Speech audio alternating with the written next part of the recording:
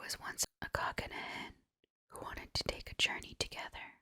So the cock built a beautiful carriage which had 4 red wheels and harnessed 4 mice to it. The hen seated herself in it with the cock, and they drove away together. Not long afterwards they met a cat who said, "Where are you going?" The cock replied, "We are going to the house of Herr Korbes." A poor man had so many children that he had already asked everyone in the world to be godfather. And when still another child was born, no one else was left whom he could invite. He knew not what to do, and in his perplexity he lay down and fell asleep. Then he dreamt that he was to go outside the gate and ask the first person who met him to be godfather. When he awoke, he determined to obey his dream and went outside the gate and asked the first person who came up to him to be godfather. Hello everybody, and welcome back again to another Grimm's fairy tale. If you enjoy fairy tales, be sure to like this video and subscribe. At the end of the video, you will see a playlist pop up with all the fairy tales that have already been done. Today is a very short one, I believe. Yeah. I think it might be so short that I might put the two together in this video. Goodness, yeah. I think that's probably going to be the case, so this is 2 fairy tales in one. Alright, so let's begin with the first fairy tale. Herr Korbes. There was once a cock and a hen who wanted to take a journey together. So the cock built a beautiful carriage which had 4 red wheels and harnessed 4 mice to it. The hen seated herself in it with the cock, and they drove away together. Not long afterwards they met a cat who said, "Where are you going?" The cock replied, "We are going to the house of Herr Korbes." Or Korbes. "Take me with you," said the cat. The cock answered, "Most willingly. Get up behind, lest you fall off in front. Take great care not to dirty my little red wheels, and you little wheels roll on, and you little mice pipe out, as we go forth on our way to the house of Herr Korbes." After this came a millstone, then an egg, then a duck, then a pin, and at last a needle, who all seated themselves in the carriage and drove with them. When, however, they reached the house of Herr Korbes, Herr Korbes was not there. The mice drew the carriage into the barn. The hen flew with the cock upon a perch. The cat sat down by the hearth, the duck on the well pole. The egg rolled itself into a towel. The pin stuck itself into the chair cushion. The needle jumped onto the bed in the middle of the pillow, and the millstone laid itself over the door.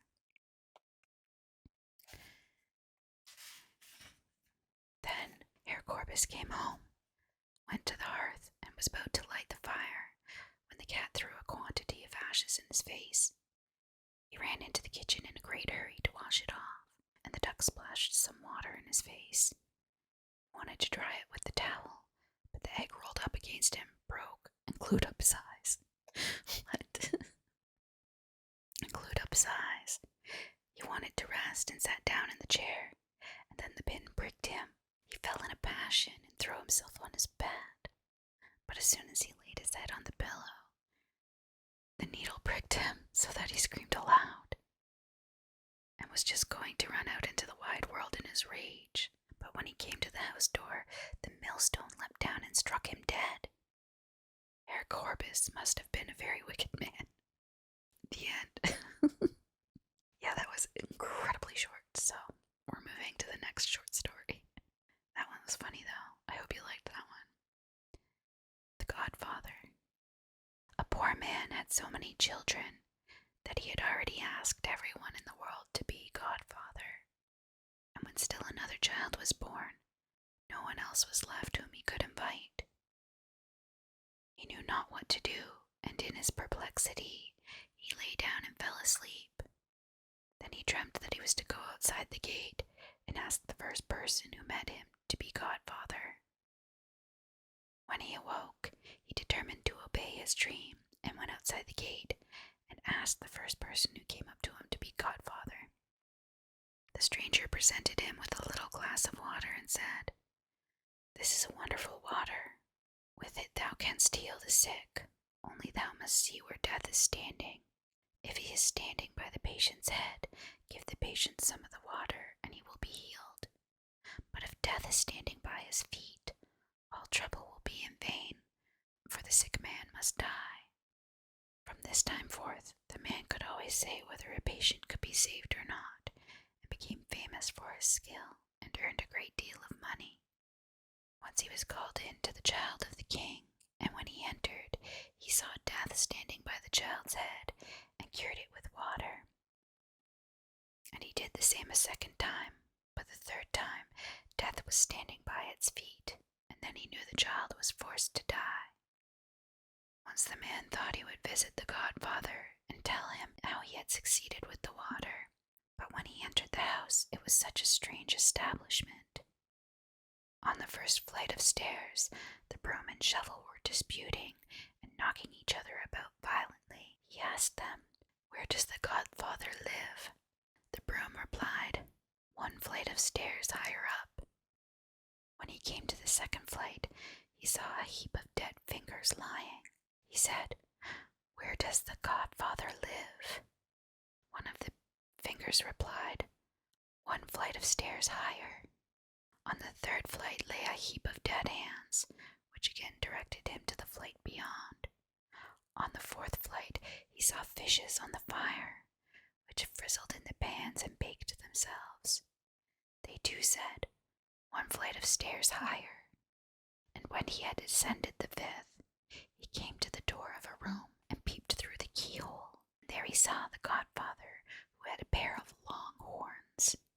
When he opened the door and went in, the Godfather got into bed in a great hurry and covered himself up. Then said the man, "Sir Godfather, what a strange household you have. When I came to your first flight of stairs, the shovel and broom were quarreling and beating each other violently." "How stupid you are," said the Godfather. "That was the boy and the maid talking to each other. But on the second flight I saw dead fingers lying. Oh, how silly you are. Those were some roots of scorzonera. Don't know what that is. On the third flight lay a heap of dead men's heads. Foolish man, those were cabbages. On the fourth flight I saw fishes in a pan, which were hissing and baking themselves.